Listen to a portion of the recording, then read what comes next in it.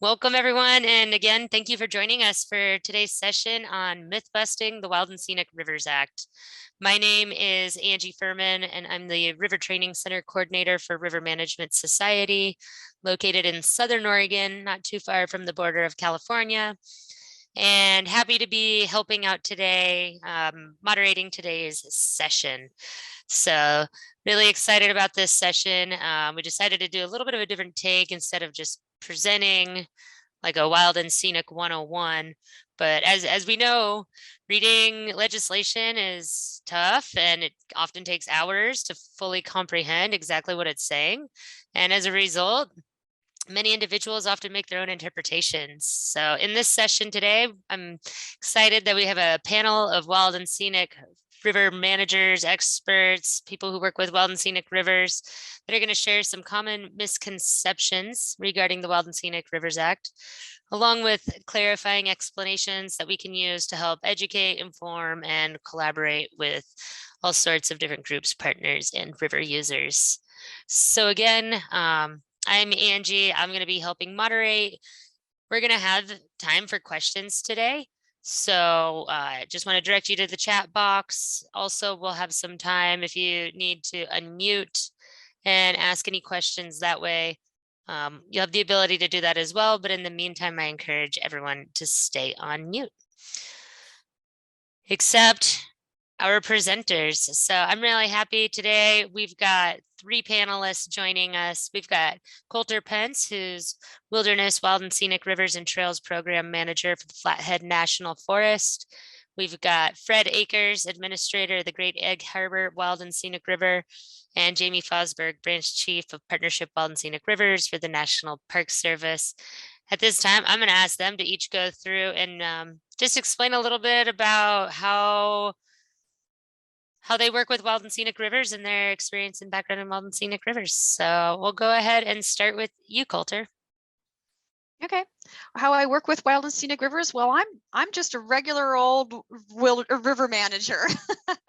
I work with the Flathead National Forest in Northwest Montana, and the wild and scenic river here that I work with is the Three Forks of the the Three Forks of the Flathead, our wild and scenic river system here. More specifically, I work with the North Fork and Middle Fork of the Flathead, and so I come at it from a land management agency, specifically Forest Service perspective, and sort of very regular old traditional type of connections there. Thanks, Colter. How about Fred?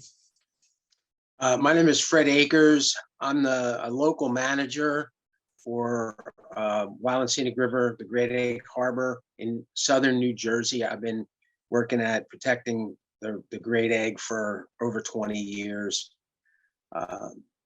So I work for a nonprofit, and we're a local manager in the partnership program. Thanks, Fred. And Jamie. Yeah, hi, Jamie Fosburgh here. As the card says, I'm the branch chief for the Partnership Wild and Scenic Rivers program in Region 1 of the Park Service, which is the Northeast region. I've been working on wild and scenic rivers for the Park Service in the Northeast for 31 years. I've encountered a lot of misconception and myths over that time, and was happy to jump in here and help on this panel. Yes, thank you all to all 3 of you so much for being here. Really excited. And I also want to note today that we really want to encourage participant engagement. So if you have extra information to share, please do so. So we don't know all the answers. So, but first, I think we're going to go ahead and start it off with Colter.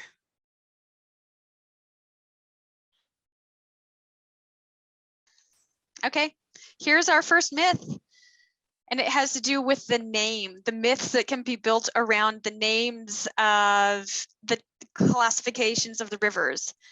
That wild rivers are always in wilderness, and scenic rivers are pretty, and recreational rivers are fun because that's where the recreation occurs. That is the myth. Who's run into this one? If you want to raise your hand, you can do that with the reactions button. I've seen it a lot. I'm sure my colleagues have too. This myth is about the names. All right, let's bust that myth. Okay. Regardless of how rivers are classified, the goal for those rivers are about protecting and enhancing the values that cause it to be designated. And when you read the law, the act, it defines what wild designated rivers are and what scenic rivers are and recreational rivers are. I won't read out all of the text, but in summary, wild rivers are those that are not developed. They're in very wild parts of our country, primitive parts of our country. There's little to no development. They're inaccessible except by trail. Sometimes that is in wilderness and sometimes that is not. On the Three Forks of the Flathead, we have a number of miles that are wild classified that are not actually in wilderness. Nothing in that definition for wild requires it to be in wilderness. Moving on down the line, scenic. If you read that definition for scenic, nothing in there says anything about beauty or scenery. It's describing a sort of middle level of development. Things are still primitive, the shorelines are largely undeveloped, but it is still accessible in places by roads. And then recreational. If you read that definition of recreational, nothing in there is about the recreational quality or merits of a river. It's what it says there is about that it is highly accessible. It's very accessible, either by road or railroad. And in the Three Forks of the Flathead, that's classic. Our lower North Fork and even the lower Middle Fork has road and a railroad next to it. There may be some development there. It's a little typically more developed. I want to go back to scenic. I missed a point for Three Forks of the Flathead. The upper North Fork, if you've been there, it is classified as scenic. And if you've not been there, it's gorgeous. If you've been there, you know it's gorgeous.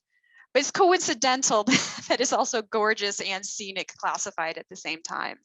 So wild, scenic, and recreational are but names. They are, and they're used as the names for classification, but their actual sort of definition is more centered around the amount of development around those sections of river. So those are the facts for that one. All right. And if there's any questions about that, again, encourage you to put your questions in the chat so we can address those. But I don't see any, so we'll go on to the next one. Okay, here's one I run into routinely. Recreational designated rivers are lesser value, lesser status, because recreational is not in the title of Wild and Scenic Rivers Act.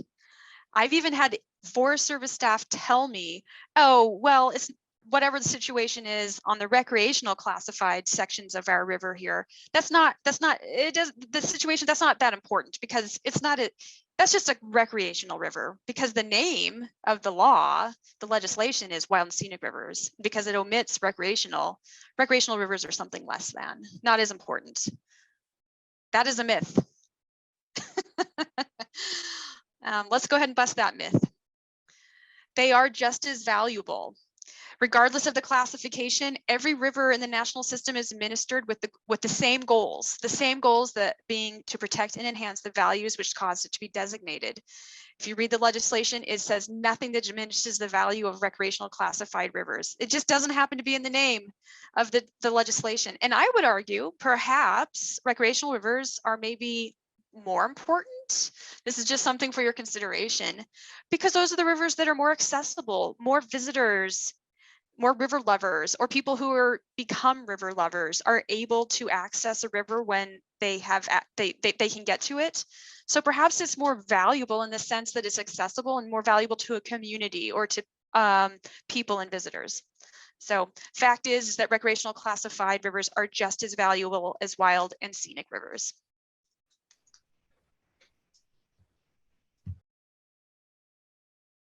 Okay, I think this is my third myth here.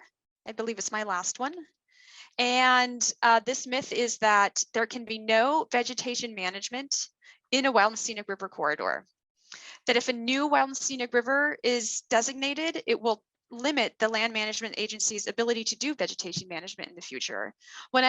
Speaking of vegetation management, I'm speaking of timber management, grassland management, prescribed fire, different names depending on where you are in the country for what those activities the language around those for your area, but vegetation management.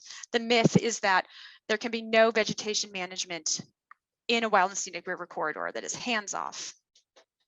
That is a myth. Let's go on to the facts. The definitions for wild and scenic river classification, which we reviewed a few minutes ago, do not preclude anything around vegetation management. Nothing in what we just shared earlier said there shall be no vegetation management.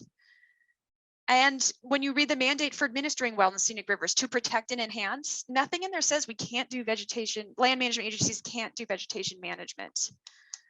I know that here on the Flathead National Forest, we do vegetation management along our recreational classified and in some places on the scenic classified river sections. It's pretty hard to do vegetation management when you don't have roads, I will acknowledge. So the opportunities to do vegetation management on wild rivers outside of wilderness is pretty narrow. But there are opportunities to do that around scenic and recreational rivers. Of course, best management practices like streamside buffers, visual quality objectives, and visitor experience considerations that will be in a land management plan. They're already there, already in place. Those should address the types of concerns that might come up around vegetation management, but those are going to apply for any waterway, whether it's a non-wild and scenic river or a creek or whatever. The best management practices for vegetation management that help protect water quality, visuals, etc., should already be in place in the land management plan and give guidance on how to do quality vegetation management.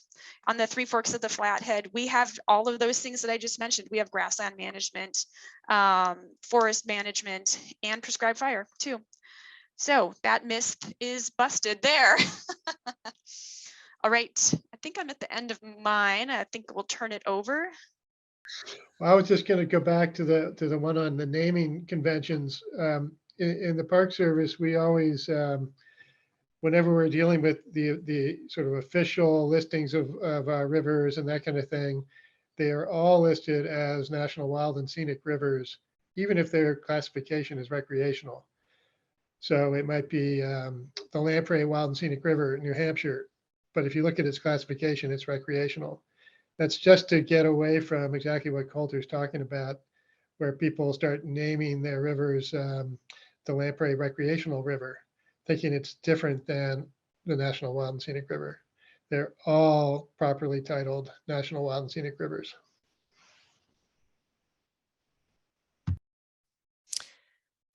That's a great point, Jamie.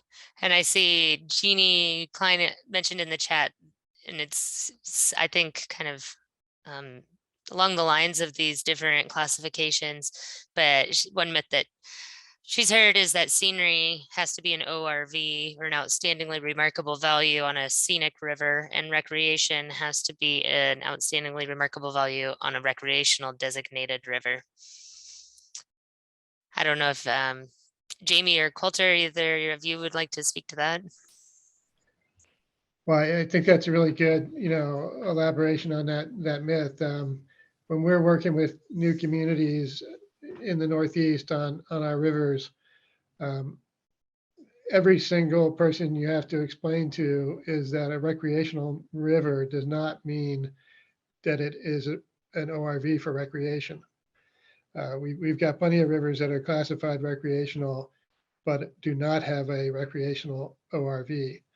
And scenic could be the same way. So yeah, that's absolute misconception that is perpetuated by the names of the classifications. And it takes a lot of education to overcome that.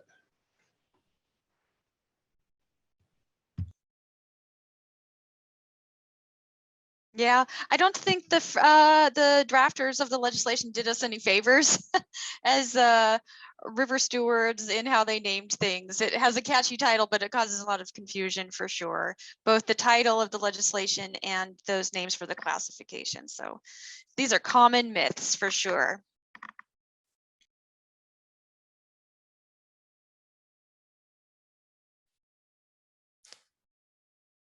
Shall we go on to the next myth? I think, Jamie, you are up. Oh yeah, I think this is me. Okay. if your river has restoration needs, then it's not a good candidate for wild and scenic designation. Myth or fact? Yes, we have found that to be a myth. It's a very popular myth, though. We actually had report language from Congress a couple of years ago where they encouraged us to be open to restoration activities on our designated rivers. And of course, we are open to restoration activities and have a long history of developing restoration objectives through the management plans. We've got some recent examples up here on the screen. We've promoted dam removals on multiple rivers, water quality restoration programs on multiple rivers, the Concord, Sudbury, and Assabet in Massachusetts. We were able to coordinate all of the NPDES permit discharges into a single time frame for within the watershed for re-permitting, and thereby work at a watershed scale to restore water quality for that wild and scenic river very, very successfully. So dam removals, water quality restoration. We've worked extensively with communities on many of our rivers on stream bank restoration projects. Most recently undertaking some projects on the Missisquoi River in Vermont in partnership with communities and helping design the restoration projects, basically mostly to preserve threatened infrastructure, which were roads and bridges. So we do and have done a lot of restoration on our wild and scenic rivers. It can be built into your management plan. And I think we all know that there are very few rivers nationwide that don't have some restoration component that would be appropriate. So don't be scared off from wild and scenic if you've got some restoration needs on your river.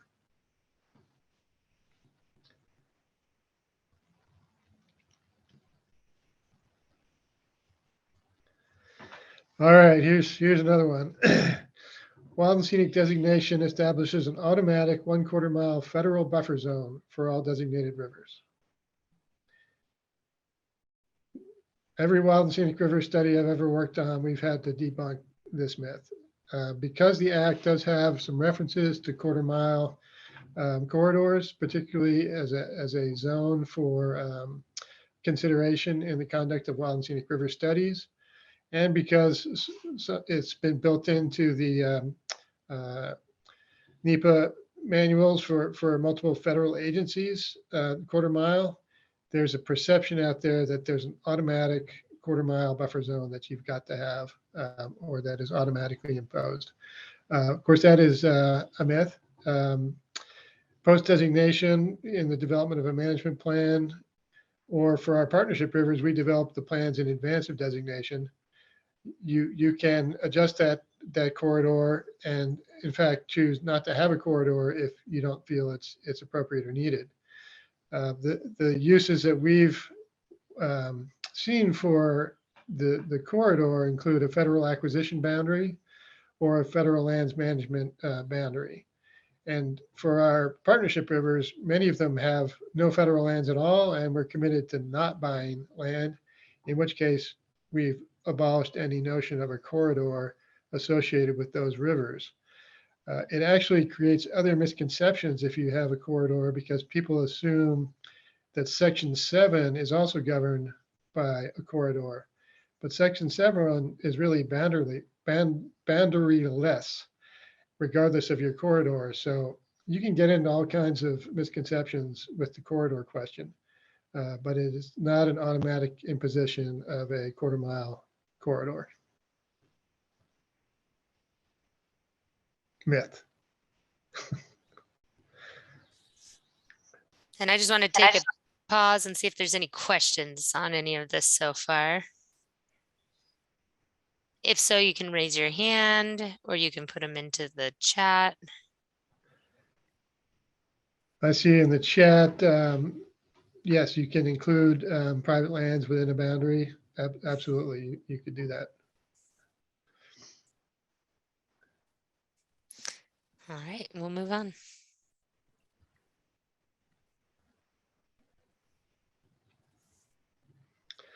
Here's a myth that we've encountered recently on a number of our wild and scenic river studies. If my river segment has an existing FERC licensed hydro project, then it cannot be considered for wild and scenic designation.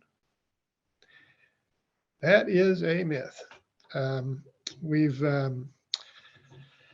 Let's see the next slide. The act effectively prohibits the FERC, Federal Energy Regulatory Commission, from licensing the construction of any new facility. And that's the way that the language in the act has been interpreted. There's many examples of projects that have been included in wild and scenic designations and that have been relicensed by FERC. So existing facilities can be maintained and even relicensed by FERC. We've taken to getting proactive in the Northeast with language in that regard.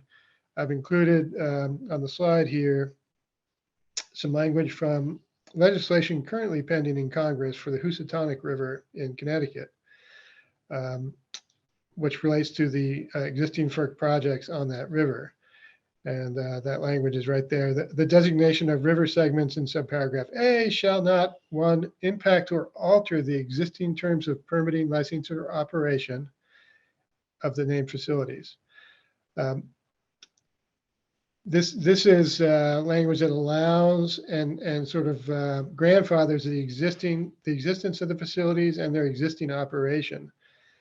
And we were comfortable with this language because we've already have a finding that those FERC projects are managed in a way that's consistent with the wild and scenic designation, mostly that they are true run-of-the-river facilities with instantaneous run-of-river conditions. That is, flow entering the impoundment is the same as the flow exiting the impoundment. So true run-of-river operation, and then the hydro operators, if they want to make any changes to their operations, those changes get reviewed by the administering agency under Section 7 so that any changes are consistent in the future. So that's the language that we've been working on, and we've incorporated numerous FERC projects on recently designated rivers in the Northeast based on that model. Yeah, Now, of course, Colter, these are sort of small old mill dams in New England style mill dams, and often have historic character to them as well, but they are existing FERC licensed facilities. Yeah, that's actually exactly what my question was, Jamie, was can you just tell us a little more about what those facilities look like that are pre-existing and that get licensed, relicensed? And then there is a question that maybe is an extension of that. How did those conform with free flowing requirements at the same time? Yeah, so, under the recreational classification, the reading of recreational classification includes that the river may have undergone some alterations or damming or diversions in the past. So all these areas were considered for recreational classification, and all of them had instantaneous run-of-river conditions. That is, there's no fluctuations or pond and release operations. It's strictly the same water coming in and the same water going out. Each of these, we've done a Wild and Scenic River study, so we've had an opportunity to look at the ORVs, the stream flow conditions, whether the river is still generally riverine in appearance and meets the other criteria of the Act. So there's a background to including the areas. It would really probably only be appropriate within the recreational classification, though, which allows some existing alterations to the watercourse.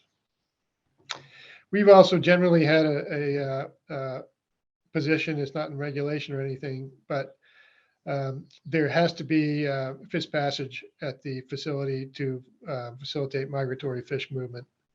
And without that, we would probably find it unsuitable or not free flowing. So effective fish passage run-of-the-river operation, generally historic character, so that it's a contribution to historic or cultural ORV as well. And document those things and their existing operation prior to accepting them. Recreational classification.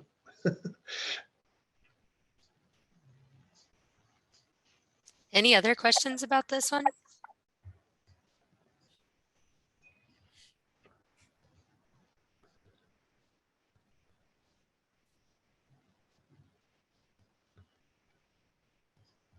All right, I can move on to the next one.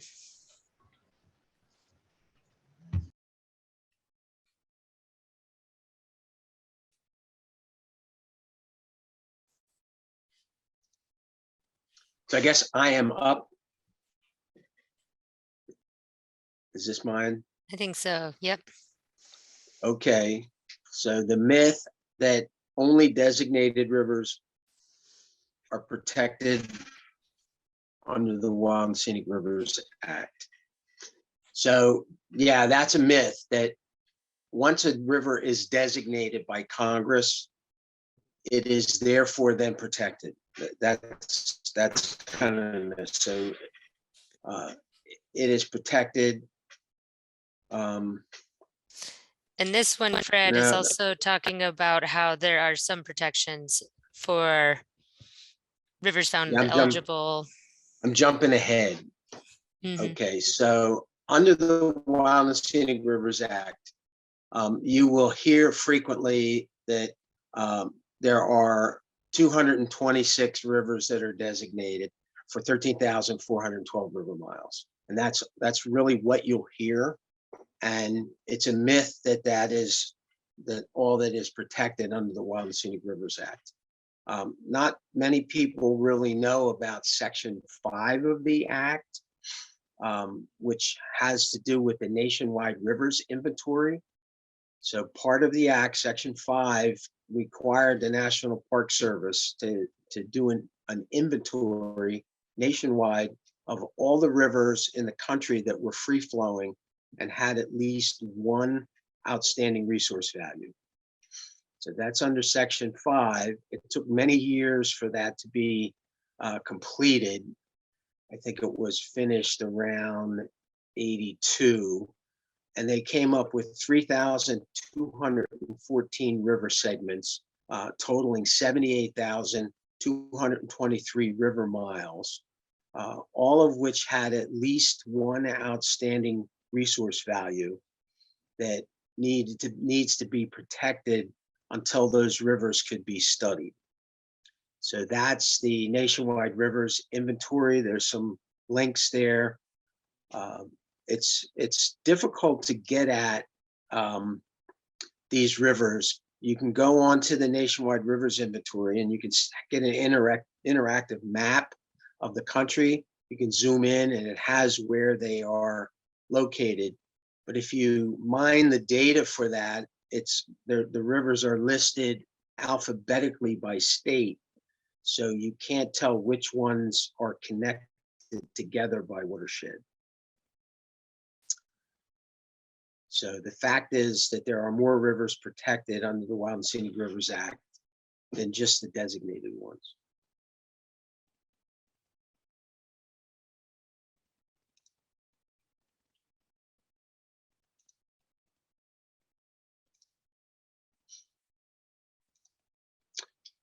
Okay, this is the one I was talking about at first. So there's a myth that once a river is designated under the Wild and Scenic Rivers Act, it is protected forever. So that the mere act of congressional designation is the protection.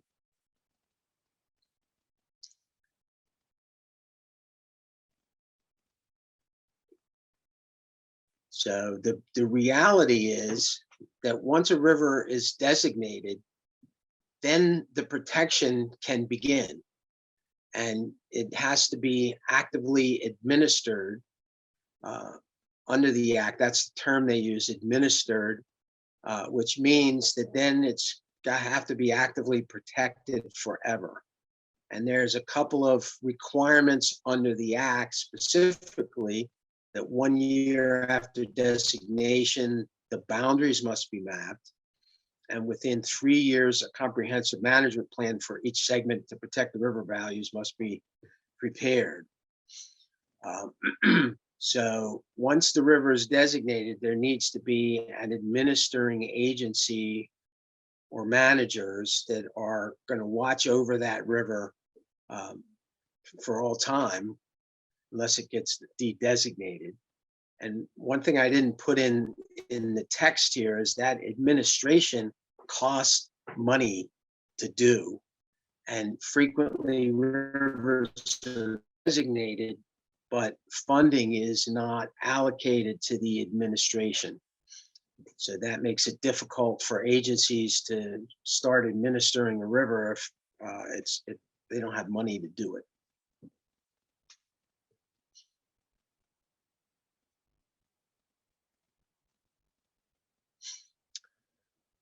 Okay, and then here's a myth. I think there might have been a question about this in the chat earlier. So the myth that private property in a wild and scenic river corridor cannot be developed, like installing a dock or building a house. So this is a pretty popular myth, and people can object to a wild and scenic designation because they think their property rights are going to be taken away from them to do what they want on their property. But in the Wild and Scenic Rivers Act, there's nowhere where it says that development on private property will be prohibited. So it's not part of the act, and private property can be developed, and usually that development is controlled by local zoning, and or if there's a federal nexus for development, it could be that development could be subject to Section 7 review. And my experience is that Section 7 hardly ever says, no, you can't develop. It may say you need to do some prescription to the development. Like in my river, there are a lot of docks that are made, and there's a restriction on how long they can be. So it's not that you can't have a dock, it's just it can't infringe on the channel and crowd recreation types into one place. So that's the facts are that private property can be developed in wild and scenic river corridors.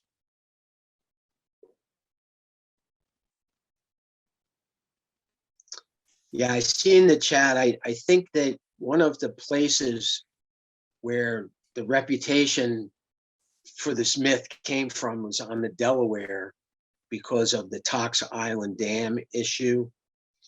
And that the Army Corps was going to build a dam, and they took land to do that. And then they decided not to build the dam. And so the private property that was taken then became part of the Upper Delaware Wild and Scenic River. But since then, like in 1992, when the Great Egg was designated, my river, there was really an understanding locally that that was not the case. And the Park Service was very proactive to assure people that was not going to be the case. And partnership rivers, there's no federal acquisition really allowed. Either Fred or Jamie, I think it would be helpful. I know I'm out west here, and I'm in Oregon, which I'm lucky to be in, where there's so many designated wild and scenic rivers, but I don't think there's any partnership wild and scenic rivers. And so maybe just providing a little bit of clarification for some of us, especially those of us out west that don't have as much familiarity with them, what some of the biggest differences, or what is the main difference between a partnership wild and scenic river and one that's not a partnership wild and scenic river? Well, I'll start and let Jamie jump in, but when you look at the nationwide rivers inventory with over 3,000 rivers. Almost all those rivers are on private lands. So in the early days of the Wild and Scenic Rivers Act, all the rivers that were designated were on federal lands. So it became an issue later that if we're going to protect more rivers in America and federal land isn't involved, how can we do that? How can that occur? So my river was the first river that had no federal lands, and the designation process was to incorporate local jurisdictions, almost like to deputize towns and local entities to be the managing entity in partnership with the National Park Service. So that's evolved to 16 rivers now that kind of have that model, and Jamie is the chief of those rivers. So, and he's looking, as well as myself, to try to promote this model further. So go ahead, Jamie, and finish this off. Yeah, thanks, Fred. And this kind of relates to something that's in the chat here now about taking of property rights having been used in the past. And that's correct. There have been condemnation of lands and condemnation of scenic easements on rivers in the past. And I think at one point, I think all the examples are more than 20 years old. At one point, the federal government felt like they needed to control property along designated rivers and have the ability to condemn land and acquire land by condemnation if necessary. And really, the partnership rivers in the Northeast were an effort to get away from that entirely. And the way we've really done that, the key innovation, let's say, for Partnership Wild and Scenic Rivers was to develop the management plan in advance of designation, describe a locally based administrative structure for managing the rivers, get the buy-in of local communities in advance to the plans. And with those kind of assurances in place in advance, the legislation is written to embrace that local management and to prohibit any condemnation of lands. Also prohibit any acquisition of lands in many cases at all. So that's gotten around the issue of condemnation, since the management plan prohibits it, the legislation prohibits it, and the local expectations post-designation are well established through the management plan.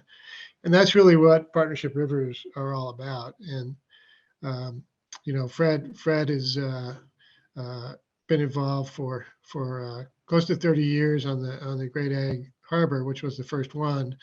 You know, now there's 16 of those rivers that have been designated by Congress with the same basic model of local management, no federal acquisition, no federal direct ownership or management of lands. And there's no superintendents or no federal law enforcement associated with Wild and Scenic on those rivers either. So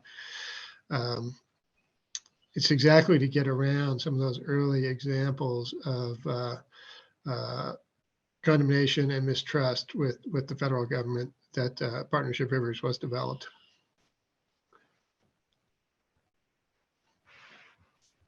Thanks for answering that, both Fred and Jamie.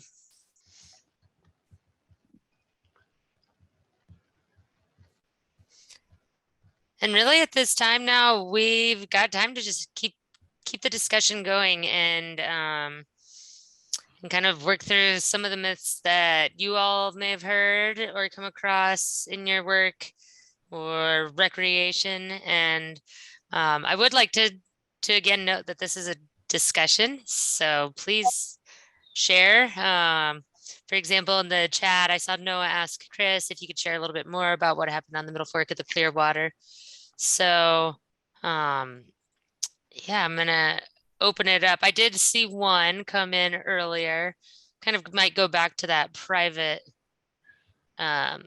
property question about are man-made structures like hot tubs that do not restrict water flow allowed along wild and scenic rivers within the wilderness.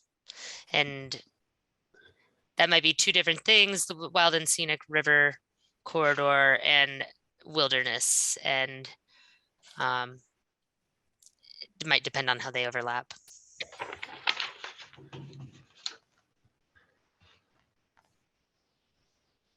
Angie, I'd be happy to throw out a few other myths for our audience to think about Yeah. if you want them to.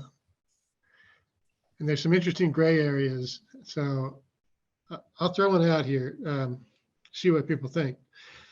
Section 7 of the Wild and Scenic Rivers Act promotes a protect and enhance management.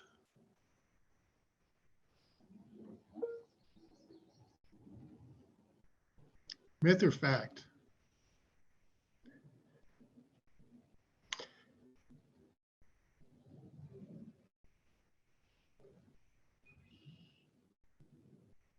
People can jump in on the chat, but this is Section 7 of the Act. If you look at it in isolation and the wording of Section 7, it's a negative standard which prohibits activities that would have a direct and adverse impact. So it stops bad things from happening. And there needs to be federal assistance and some other triggers for Section 7, but it stops bad things from happening. Well, that's not consistent with the overall management objective of Wild and Scenic Rivers, which is protect and enhance.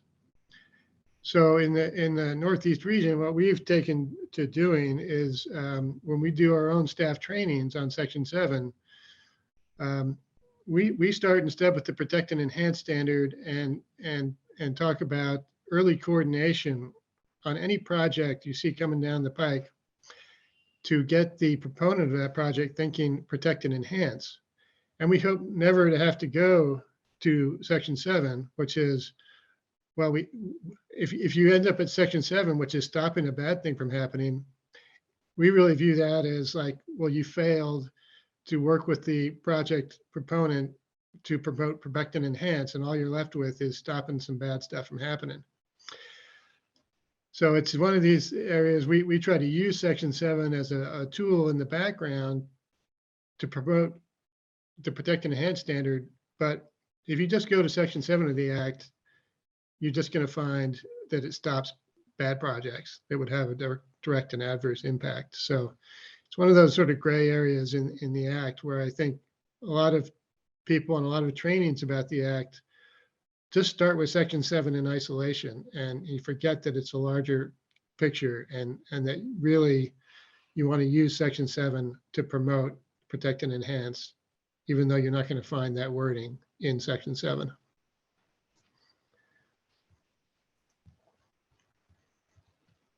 Yeah, I'd like to add a point, something that came up recently that I learned, and that is that the Wild and Scenic Rivers Act itself was to create free-flowing and protected rivers to mitigate for all of the dams and federal development on other rivers.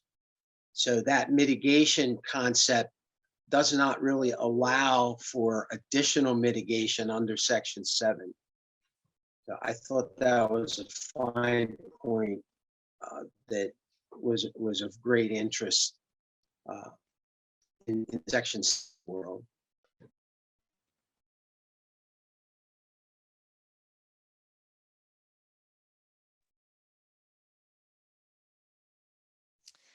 I do see a couple more myths put into the chat from Jeannie. One saying only actions within the corridor of the Wild and Scenic River have to be analyzed for their effect on water quality, free flowing, and ORVs. And then another one that says the river has to be found eligible and or suitable to be designated as a wild and scenic river. So Angie, I'll jump in on one of those. Number one there, only actions within the corridor of a wild and scenic river to be analyzed for their effect on water quality, free flow, and ORVs. That's a myth. The Act includes specific provisions for reviewing projects outside the corridor, upstream, downstream, or on tributary to the river under the second part of Section 7. So, you know, we have, I mean,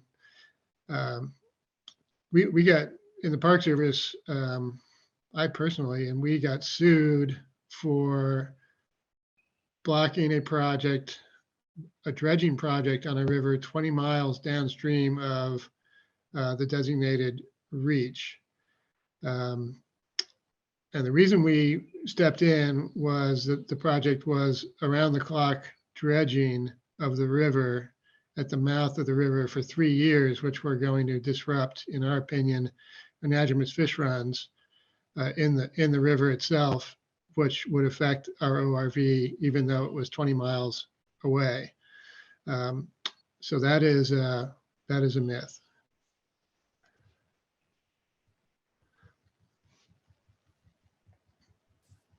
And then I'm not sure. We survived that lawsuit, by the way. Yeah, well, that's good to hear. And then I don't know if any of our panelists want to take a stab at Jeannie's second myth, or Jeannie, you're more than welcome to also come off mute and maybe explain a little bit more about the myth that a river has to be found eligible and or suitable to be designated as a wild and scenic river.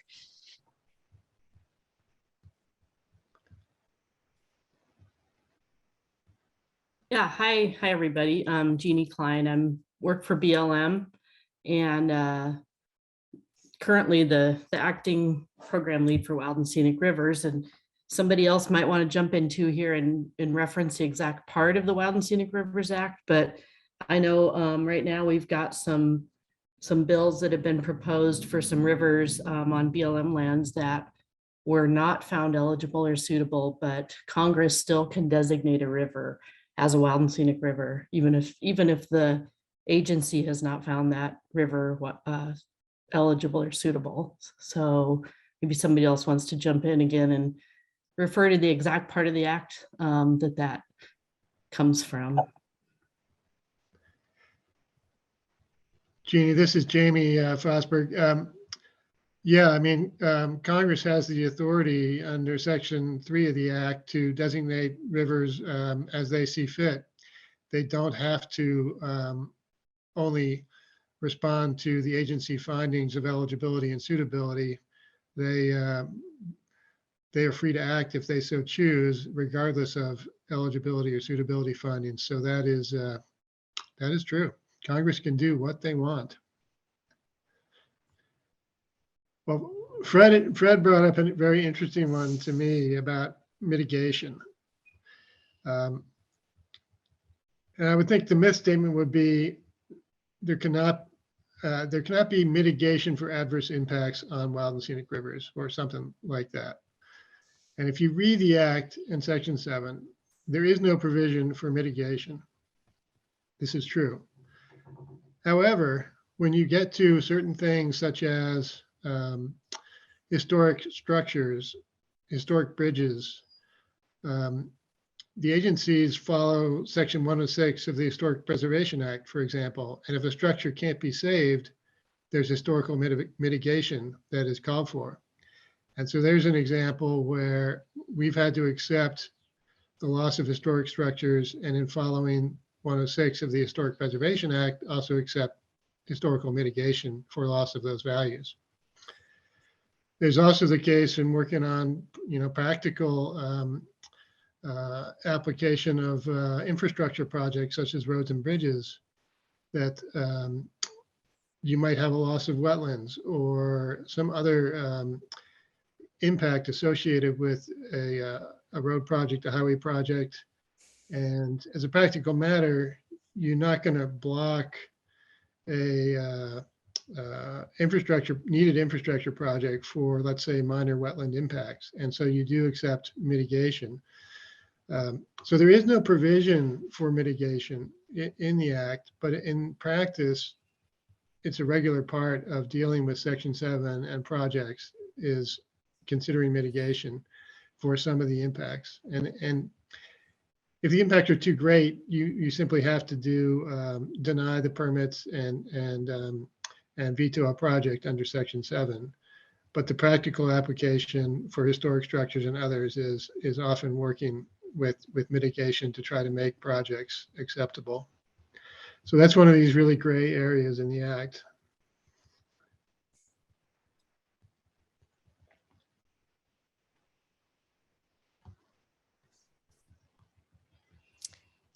Thanks, Jamie. Any other myths people have come across, people might have heard but don't know the answer to? Well, in case people are thinking of some last minute ones, just want to go through like, well, what if after this session you're out in the field, you're by the takeout of the river that you're working on, and you have some river users that come up and you hear them saying something and you're like, is that a myth? Is that truth? How do I know? So we just wanted to provide some ways for how to start busting some myths on your own. And so I always like to encourage people to go back to read the legislation. River Management Society and the River Training Center, we do a lot of training around wild and scenic rivers. And I would say a lot of our trainings start with like, let's go through the Wild and Scenic Rivers Act line by line and look at what these different sections mean, and actually read that legislation and take that time, because oftentimes we go back to it. You know, what are the responsibilities? Well, protect and enhance, you know, and that comes directly from the act. So encourage you to read the legislation.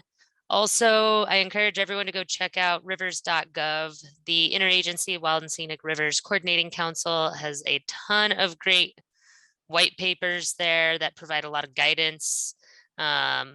One that I really like is they've got a frequently asked questions document, as well as on the website, they've even got a searchable Q&A database.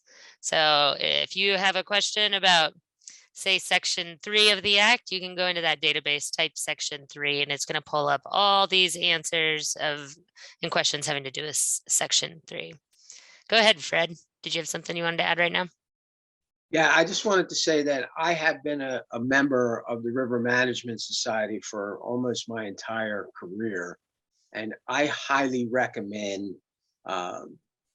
people in river management, if that's your job, if you're not a member of River Management Society, you should check that out. You get on the list, other people ask questions, and then other people answer them.